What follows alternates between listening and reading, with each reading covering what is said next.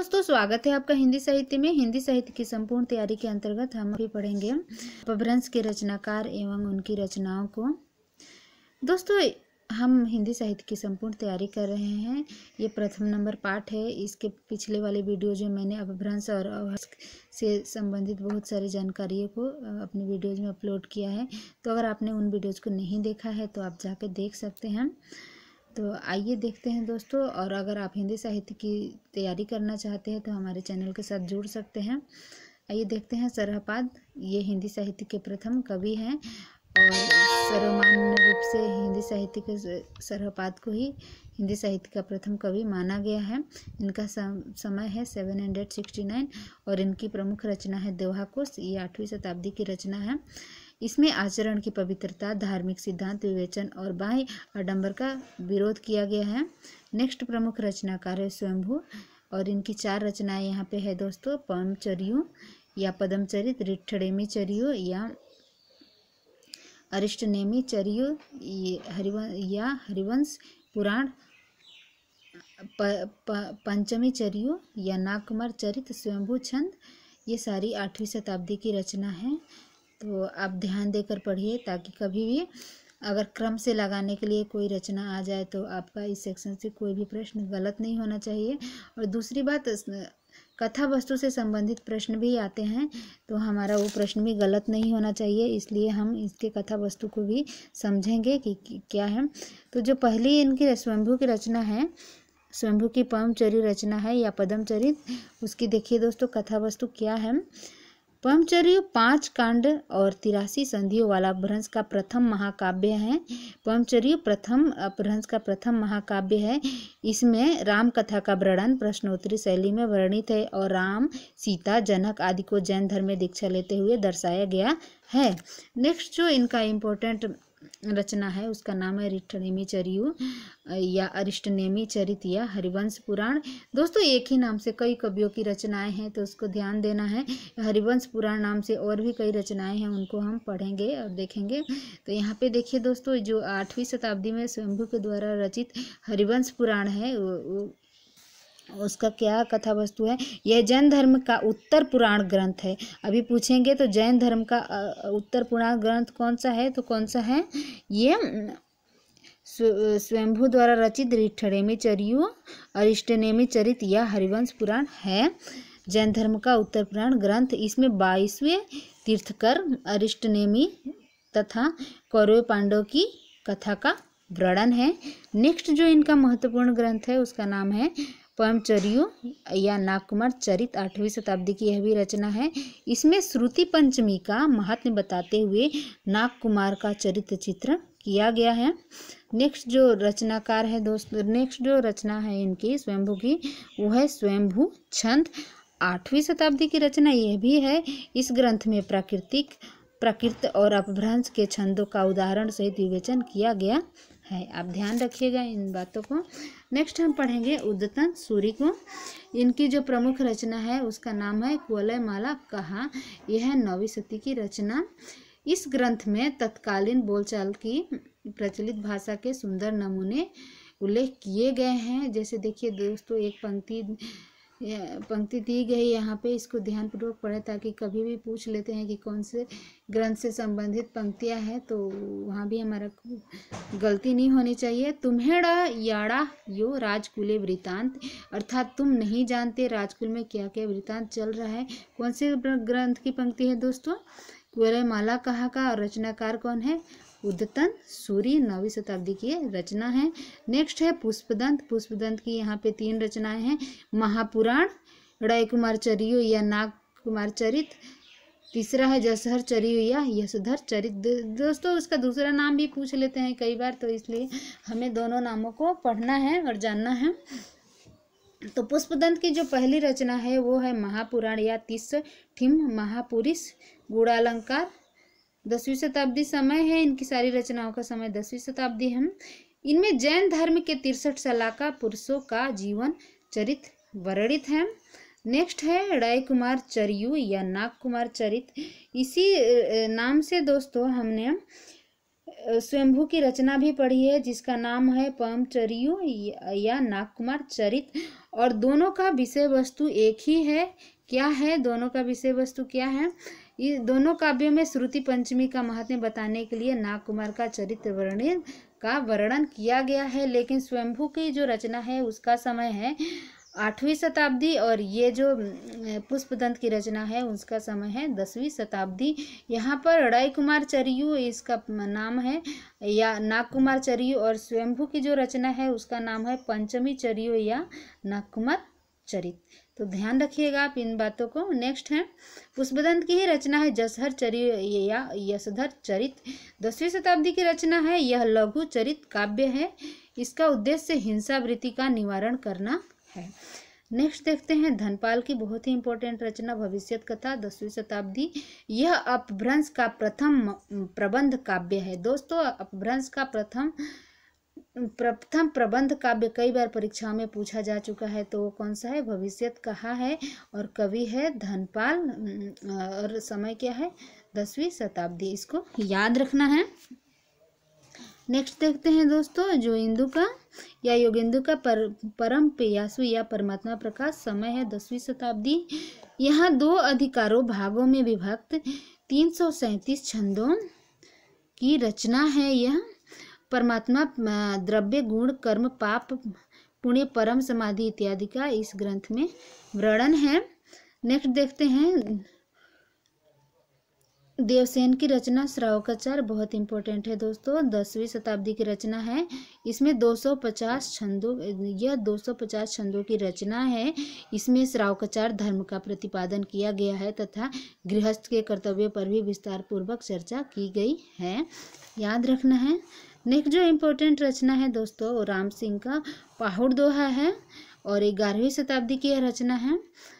पाहुड़ दोहा का अर्थ होता है धार्मिक सिद्धांत संग्रह को पाहुड़ कहते हैं। यह 222 छंदों की रचना है। इसमें आत्मानुभूति एवं सदाचार की महत्ता वर्णित है।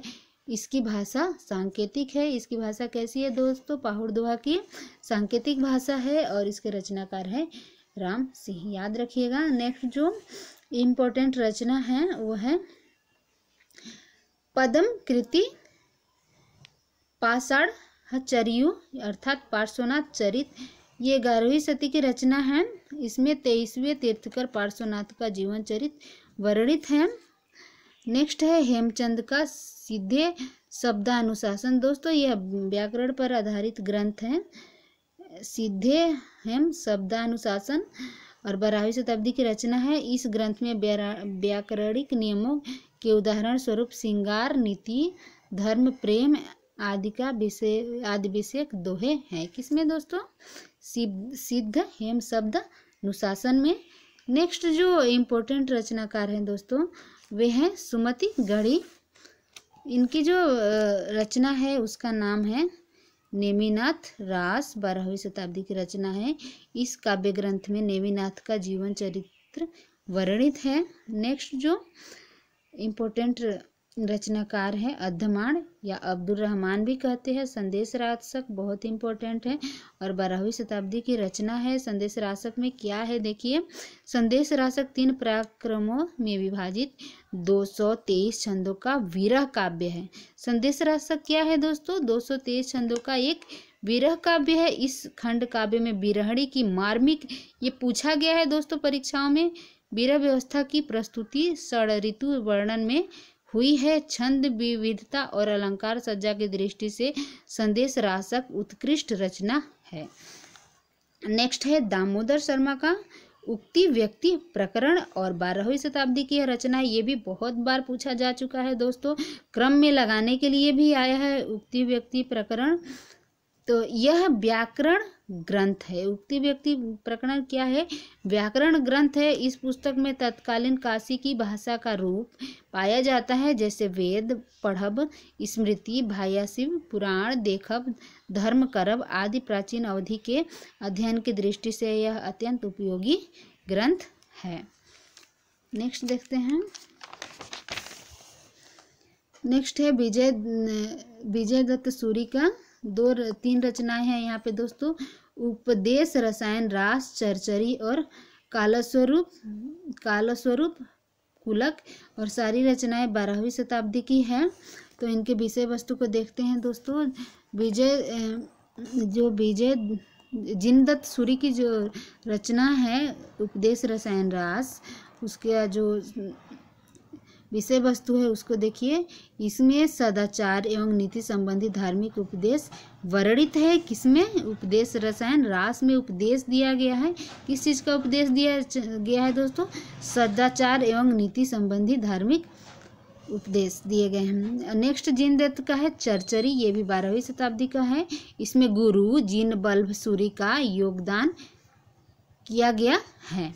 नेक्स्ट इनकी रचना है जिनदत्त सूरी का ही है काल स्वरूप कुलक, 12वीं शताब्दी समय। इसमें भी नीति व सदाचार विषयक धर्मोपदेश वर्णित हैं।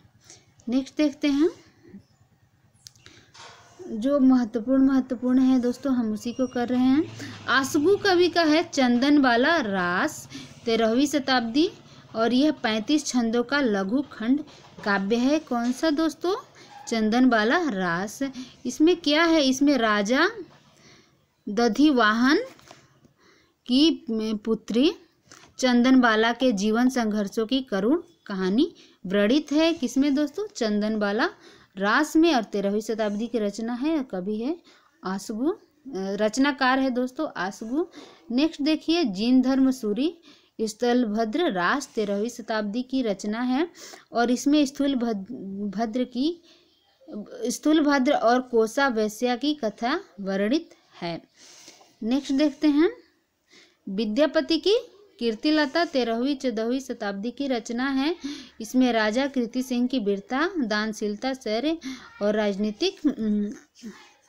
राजनीतिक कुशलता का वर्णन है कृति लता में। नेक्स्ट इम्पोर्टेंट ग्रंथ जो है वर्ण रत्नाकर, और रचनाकार है ज्योतिश्वर ठाकुर, और समय है 14वीं शती।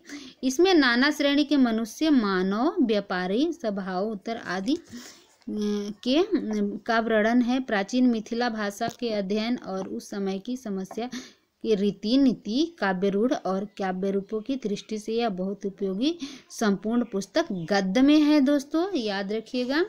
जो वर्ण रत्नाकर है वह गद्य में है, पद में नहीं है, और रचनाकार है ज्योतिश्वर ठाकुर, 14वीं शती की यह रचना है।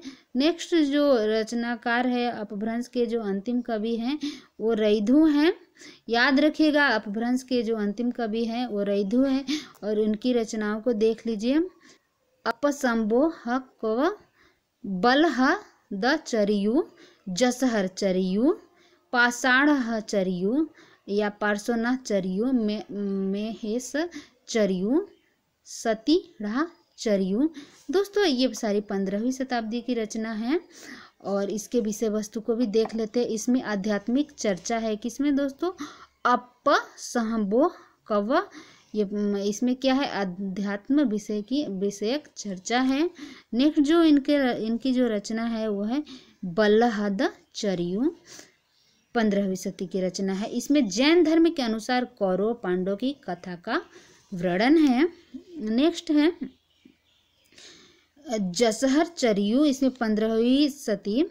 इस काव्यकृति में यशोधर का जीवन चरित्र वर्णित है। नेक्स्ट जो रचना है रैधु का वो है पाषाण चरियु या पार्श्वनाथ चरित, 15वीं शती के। इसमें जैन धर्म के 23वें तीर्थकर पार्श्वनाथ का जीवन चरित्र वर्णित है। नेक्स्ट जो रचना है इनका रैधु का वो है महेश्वर चरियु, 15वीं शताब्दी समय। इसमें जैन धर्म के महापुरुष का चरित्र चित्रण इसमें जैन धर्म के महापुरुषों का चरित्र चित्रण किया गया है। नेक्स्ट रैधु संतिहाड़ चरियु, 15वीं शती की रचना है। इसमें अंतिम तीर्थकर भगवान महावीर के जीवन का चरित्र चित्रण किया गया है। आशा है दोस्तों मेरी वीडियो से आपको लाभ मिलेगा, और हिंदी साहित्य आप ऐसे पढ़ते रहिए, सीखते रहिए। थैंक यू दोस्तों मेरी वीडियो को देखने के लिए।